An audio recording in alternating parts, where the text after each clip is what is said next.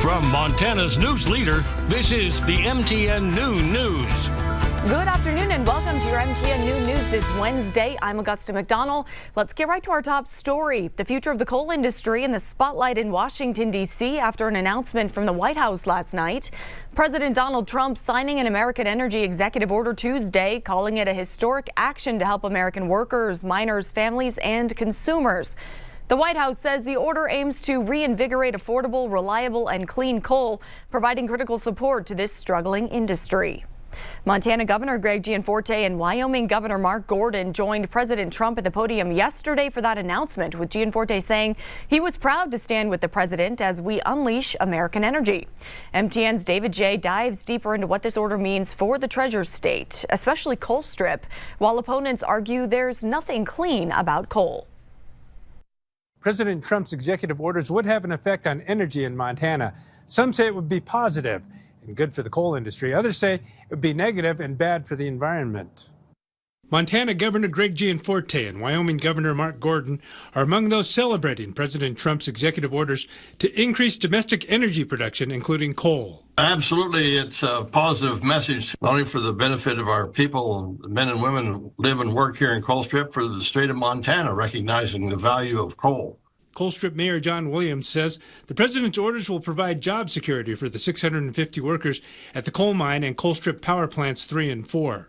It really sends a strong message to the people, men and women that are working here in Colstrip. But others say the country should not increase coal production, citing what they see as dangers. It's really concerning because we're talking about an energy source which creates a lot of pollution. Edward Barta, Northern Plains Resource Council chair, says more coal production will have an effect on water, land, and on farmers and ranchers. They seem like they're kicking the can down the road, that it really is time that we act responsible and develop clean energy resources. Barta would like to see more development of renewable energy, but the president's order puts a pause on windmills, recognizing a detrimental impact on wildlife. It seems as though we're putting up all kinds of roadblocks to prevent any kind of clean energy from being developed. Barta says coal is unreliable and renewable energy will help the economy and national security. The president states that coal is critical to meeting the rise in electricity demand, and an affordable and reliable domestic energy supply is vital to America's national security, economic prosperity, and foreign policy. We've always recognized the national security from energy that is reliable. Pretty evident in my mind that clean energy is where we ultimately need to go, and this is just simply delaying that inevitability. It's time that our leaders step up to the plate and do what's right in that regard. In Billings, David J., MTN News. Your morning cup of joe could see a price increase as the coffee industry faces an uncertain future. Last week, President Trump announced new tariffs on 15 of the world's top 20 coffee-producing countries. That includes 46% on beans for Vietnam and 10% on countries in Central and South America. Morning Light Coffee Roasters, the second oldest coffee roaster in the state, goes through roughly 10,000 pounds of coffee beans per year, primarily from Colombia, Brazil, Guatemala, and Costa Rica. The owner and operator says that since their beans are bought in bulk, his business and their customers won't see negative effects from tariffs until at least the end of the year. Pretty secure, so you're not going to see your price jump up for at least 6 to 9 months, just depending on how fast we consume it, He says immediate factors that are affecting the business, however, are the price increases today products like flavored syrups, packaging, and gas and freight charges. Even so, Morning Light Coffee Roasters won't be increasing their prices for now.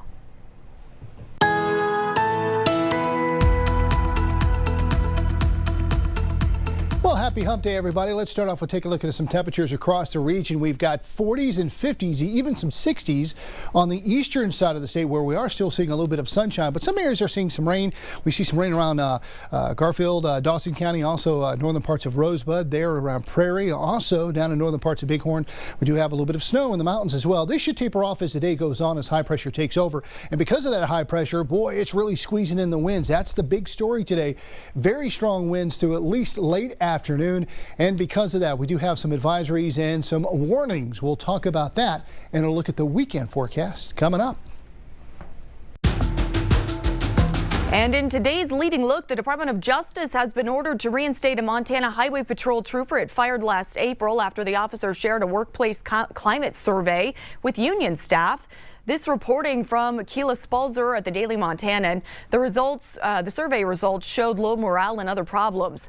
Former trooper Alicia Bragg, union president at the time, provided a copy of the survey results to her field consultant and was subsequently fired last April.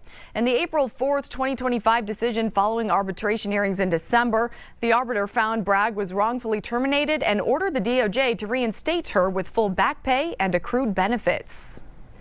And a man arrested in a SWAT incident in Missoula Monday night is also considered a person of interest in the disappearance of an 82-year-old woman from Washington State. 47-year-old Jeffrey Ziz was arrested on Brook Street on an outstanding warrant. Missoula police officers and SWAT used flashbangs to take him into custody. The arrest was made after a tip from the Thurston County Sheriff's Office in Washington, who are searching for 82-year-old Marcia Norman. Ziz is believed to be the last person to have seen Norman. Authorities saying Ziz is her handyman, and she had him over for dinner on the last night her family heard from her. And on Tuesday, Billings police released more data showing progress and concerns about local violent crime that included a rise in aggravated assaults. Billings Police Chief Rich St. John noted a general decrease in many other crimes, describing 2024 as calmer. However, he also pointed to a 15% uptick in assaults, marking 825 cases last year. 5% of those involved assaults on officers. And take a look at this. This video posted by the Montana Department of Transportation showing a motor carrier service nearly being hit by a vehicle near Pompey's Pillar. The officer stopped to check on a vehicle that had crashed. That led to this scene that you can see here. After exiting a car, the officer walking towards the incident nearly struck by that vehicle barreling off the roadway. Fortunately, nobody was injured, but it was too close for comfort. Billings Clinic and Blue Cross Blue Shield of Montana have reached a new multi-year agreement. Officials from both say this will allow the two to continue to serve Montana communities with health care and coverage. The groups jointly announced this week that customers of Blue Cross Blue Shield can continue to use Billings Clinic providers within their insurance network.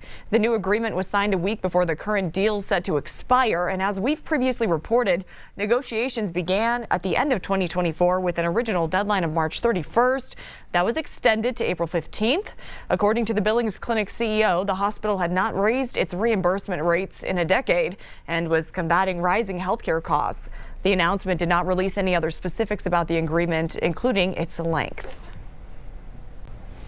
The United States is dealing with a doctor shortage. The Association of American Medical Colleges says we could be down 86,000 physicians by 2036. That means residency programs could prove more valuable than ever as they look to stop the issue before it spirals out of control. MTN's Matt Carmack has more on their importance, especially here in Montana. Combating the national doctor shortage here in Billings takes a collaboration between all healthcare providers, including Intermountain Health and Billings Clinic. But that process starts with residencies. I think Billings does a really good job of selling itself, and once people are here, they're much more likely to stay. Montana is far from the only state combating a doctor shortage, but here in Billings, we orient them because they're new to the profession. A potential solution is already in the works. Being a resident it's actually a really exciting time because you learn a lot. Like that first year of residency is a very steep learning curve. Both of our city's hospitals, Billings Clinic and Intermountain Health, are trying to create more residency opportunities, especially in the specialties where they're needed most. Psychiatry in general, but child and adolescent psychiatrists is very hard to recruit. Billings Clinic now has 3 psychiatric residents who they hope will stay, with the hospital already feeling the impact of a major shortage. It is very hard to maintain services outside of here.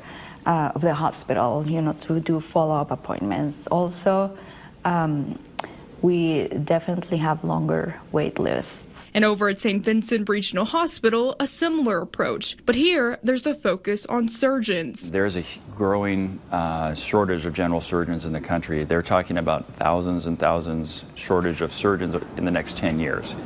And the biggest area that's going to be affected by that is rural communities. St. V's is collaborating with St. Joseph Hospital in Denver to add more surgical residents to Billings, knowing the problem won't improve overnight. I think in a lot of ways it's only getting worse with time. You were finding a harder time filling positions, we're finding a harder time recruiting. But there is hope on the horizon, thanks to that focus on increasing residencies coupled with the opening of the state's first medical school on the city's west end. A multi-pronged solution to a complex problem, one that will take time to solve. Please bear with us as we try to figure out what's the best thing for you, and know we're absolutely trying to do the very best we can. In Billings, Matt Carmack, MTN News.